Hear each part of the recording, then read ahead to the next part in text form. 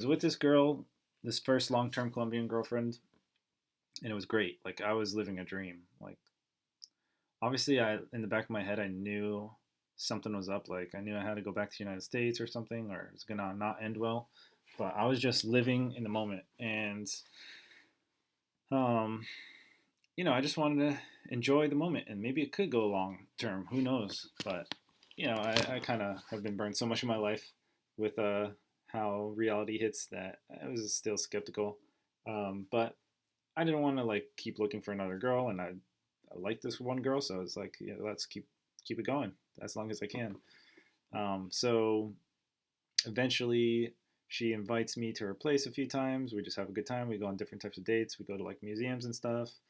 We just go to restaurants or something, and she has ideas of like where to visit, like Guatape and things like that. She takes me to Guatape, even though she's already been there a few times. Of course, I help pay for like everything, and she's appreciative of that. Like she just wants a nice traveling, things like that. Have a good time in Guatape. Um, and then I think, yeah. So then we also decided to go to another trip. I think to her grandmother's birthday at her farm where she's originally from, and that was amazing. That was so incredible. Also, we did other trips. I think we went to some waterfall area. I don't know the name. I kind of forget it. Um, and that's also where I learned like the word pregunta, which means question. There's like a lot of bus driving and things like that. Um, and we just stayed around Medellin for most of the time. I think she also went to like for like a month or something. Or for like a week or something. She went to Santa Marta, and eventually she came back or something like that. I forget, or maybe this before I met her. Yeah, this is before I met her. She went up there. So she really likes to travel. Like she had a travel bug. She just wanted to keep traveling. So I think she kind of saw me as like a travel wallet in some ways. Um, but anyway, I was happy to like travel with her. I mean, that's what I wanted to do. I wanted to travel anyway. So, and if anything, I was like stuck in Medellin because I really liked it there. It was like good weather. And I'm like a cat, I guess. I don't want to move too much. Like I've been here in Boston for so long, when really I should try to like move as much as I can. So I knew like being with her would be probably good for my soul because we move around and stuff, um, and just kind of bang while we move around. So that was a lot of fun. And then let me think here. So I basically go to her abuela's farm, her grandmother's farm, and that was amazing. Like being with off-grid Colombians who live like a simple life, like a poor life, but very simple in a lot of ways. They live on a farm. Like I had a like motorcycle ride to the farm because the cars couldn't get there and there's no roads or something like that. And then they were just telling me stories of, and of course this is all like pumping up my Spanish too. Like they were telling me stories of like um,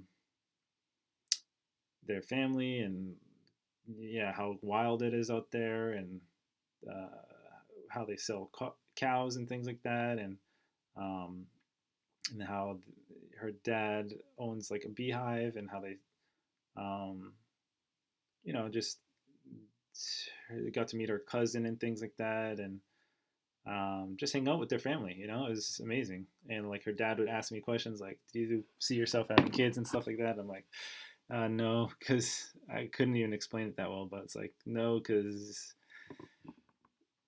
yeah, because it just doesn't match up in today's day and age. Even in Colombia, like womanism's kind of taking grip of a lot of girls, and I don't even think it's that. I think it's also the fact that parents don't prearrange marriages, um, so it's much more difficult. And also if I just uh, knock up any girl, I guess it's could be very detrimental for my finances. So I I I just don't want to dive too deep into it, but yeah, it was good. And then I think eventually, like, we come back to her place, and we were talking about planning a trip to Mexico because she really wanted to go to Mexico.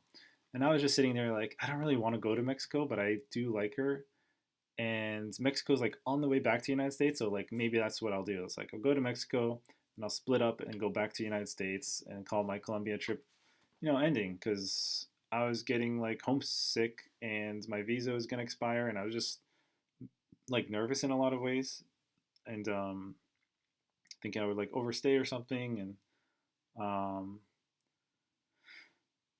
yeah, and I felt like after Mexico would be a good time. So and I could always come back to Colombia, and I just want to get grips on what it's like in the United States again. So yeah, I planned this trip to Mexico with her, and then I was planning to like go to Mexico first, and she would meet up with me because we bought our tickets at separate times. But I ended up missing my flight because I was with her watching like some silly movie for too long. So there goes like $200 down the tube. And then I just basically confessed to her like, I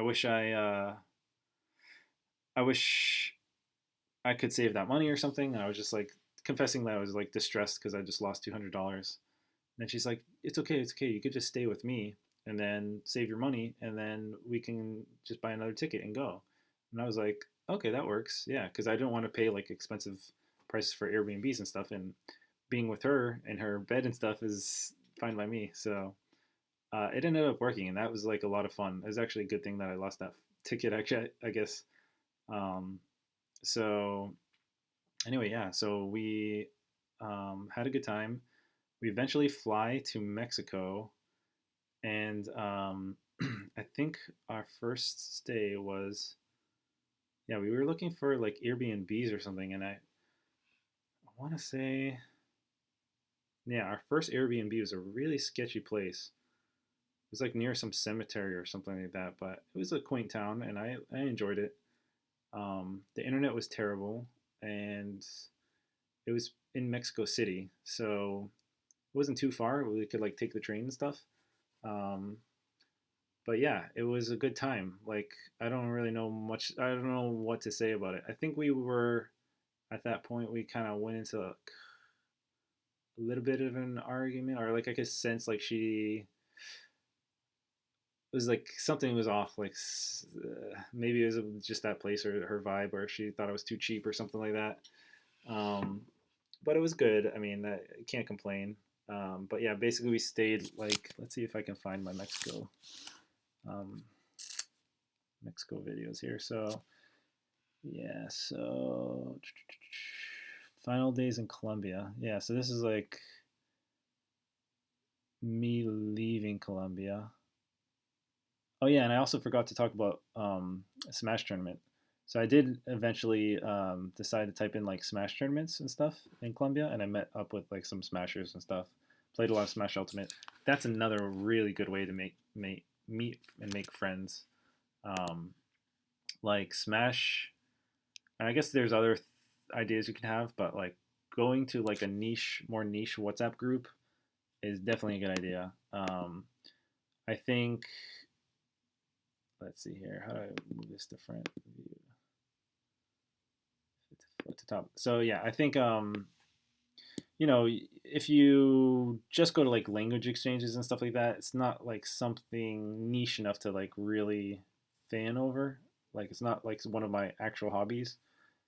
Like I wouldn't do that in the United States, I guess. So it's like going to something I actually went to in the United States is definitely good. And I made so many friends so quickly, even though I'm like some older guy and a lot of them were younger.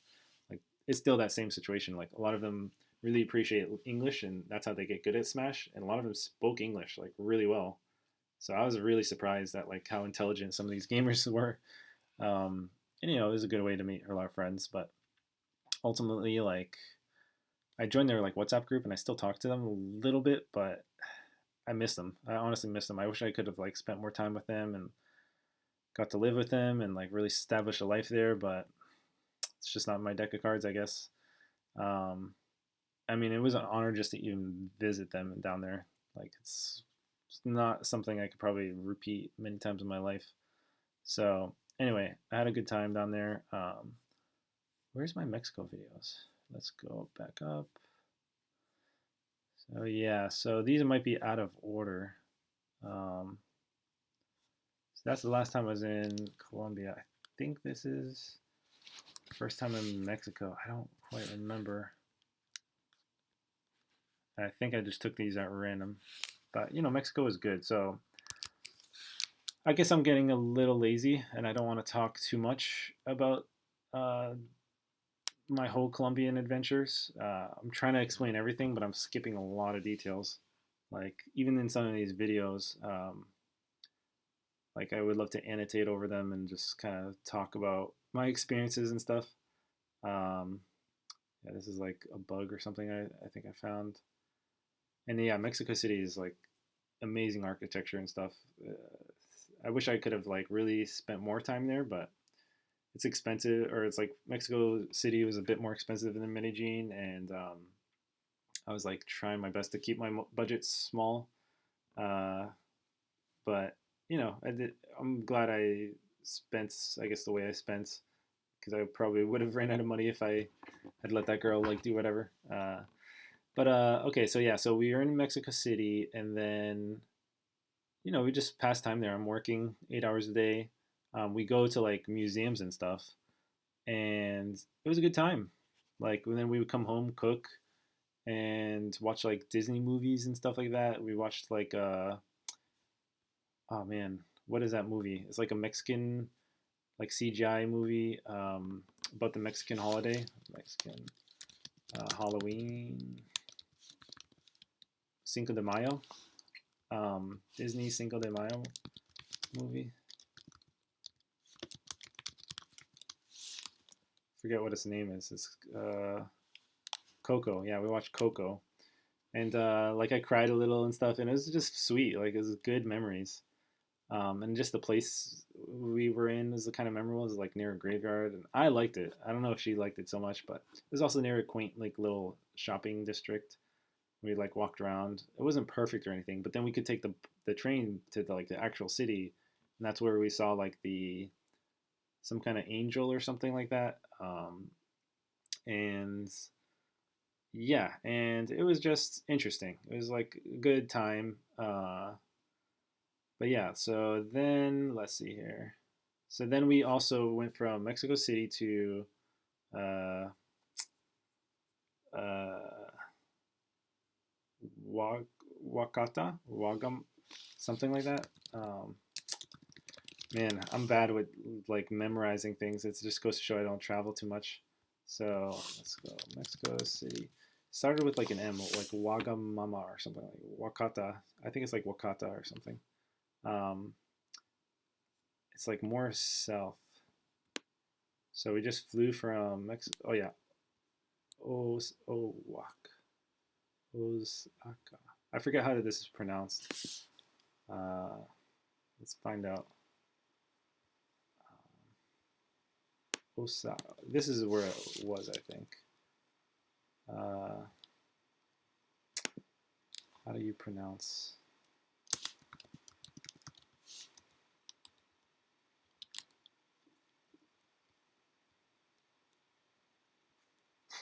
Man, it's like I swear it's like Wakata. Oaxaca. Oaxaca. Okay, Oaxaca. Oaxaca. Okay, so we went to Oaxaca here, and she had some family in Oaxaca, and it was nice to visit her family there, like some relatives, like distant relatives.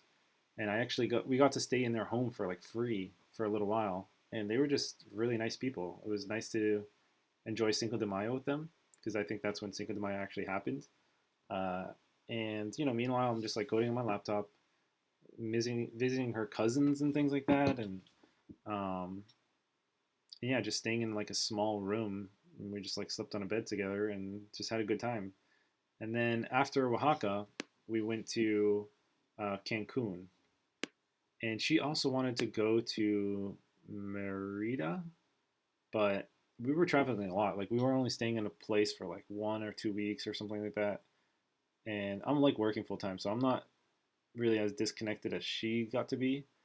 So I just wanted to go to Cancun, and then after Cancun, Cancun is what had the airport. So I was thinking just stay in Cancun for a bit and then fly back to United States. And then while we were in Cancun, though, we had like a big disagreement.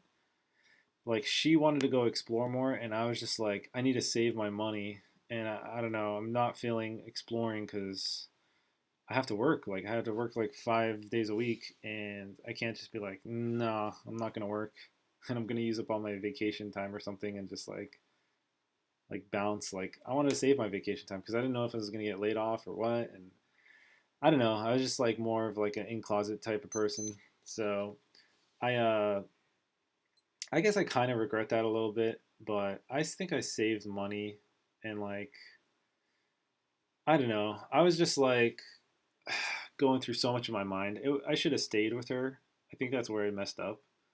But it's like hard to stay with a girl who's like trying to lead you. Like I want to lead. It's like my wallet is really ultimately what's leading. Like she wouldn't have came if my wallet isn't like kind of paving the way for her. So ultimately, I was just like, you know what? If you don't want to be with me, fine. Like we can separate because I kind of like knew the writing was on the wall, but I was still trying to like be nice to her. But I just wanted to like test her, like see what was more important, traveling or me. And obviously, it was the traveling.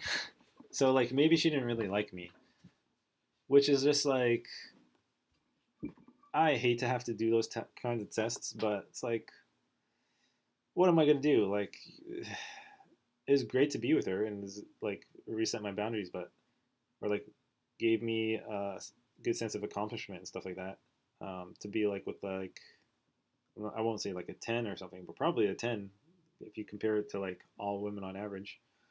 Definitely a 10. Uh, so yeah, so it was just kind of it was a shame. It was a shame that she was like so gung ho about like traveling that it was like more over me. So she ended up going to Tulum. It's like super expensive, I hear, like even more expensive than Cancun. And I had like a nice Airbnb in Cancun, so I wasn't spending that much. And I was focused on work. So I gave her like the week to just go do whatever she wanted. She wanted to go to Tulum and experience it by herself. Go ahead. Like, hope you enjoy it. Like, make the best out of it. And then she visited Tulum, and then went back to Cancun. I think, yeah. Then we went to a hotel after my Airbnb ran out. It was a good hotel. I spent a pretty penny at Cancun though. There was no way around it, and eventually found a good hotel. I was like really struggling to find like a good spot though, because there were so many super overpriced places, like $500 a night or something like that. And I think I ended up spending like $180 a night for like 2 days or something.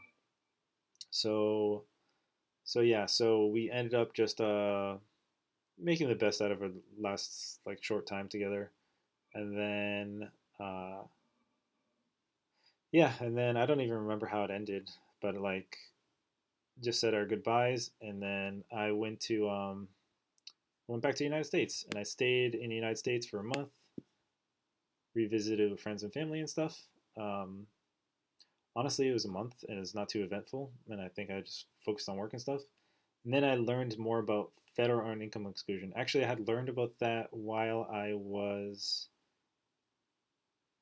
somewhere in Mexico. Yeah, actually, the first place we were in Mexico was we went to another Airbnb. I think I'm skipping a place. Shoot. Uh, I think we went to a different part of Mexico City after the first Airbnb we were in because we didn't like it that much. So then we went to a better Airbnb, and that's where I had this conversation with and learned about federal earned income exclusion with an actual like CPA that specialized in it. So it sounded like this amazing thing to me at the time. Like you could save like 110,000 or something like that is like what I read on the IRS website. So I'm like, man, I got to learn about this. Like it could be like life changing. Like imagine if I could save like $110,000 every time I'm working remotely outside the United States. You know how much money I would save. And I was also listening to like nomad capitalist videos and just like thinking like way outside the box, I guess. So yeah, so that's what I did. I basically went and studied federal earned income exclusion more while I was in the United States, Then I realized like I can't stay in the United States too long because if I stay more than 30 like 1 days or something or 35 days, I'm going to effectively null um, the opportunity of like collecting federal earned income exclusion because I wouldn't have stayed outside of the United States for too long.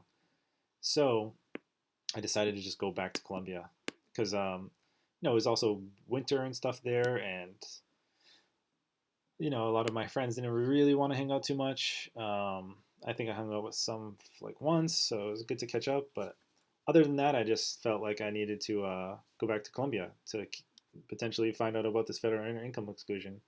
So that's what I did. I went back to Colombia, and then I went to Medellin, and yeah, I think that will be it for this story, because that's like my first experience or first time in Colombia. So yeah, let's just keep it at that, and yeah, we'll do um, part two of or like the second trip to Colombia in different videos. But it's getting late, so I'm just gonna call this here. But yeah, look forward to talking about more of my stories in the future.